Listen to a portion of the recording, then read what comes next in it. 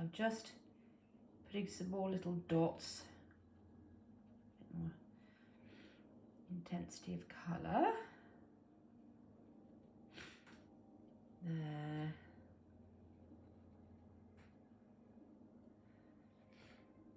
Keep looking at what you're doing. That's really important, just to bring out some of the heads. And it's all a pattern of nature. And I shall do something down the bottom just to finish off. And also do something with the hairs in this area here and pull them out as it starts to dry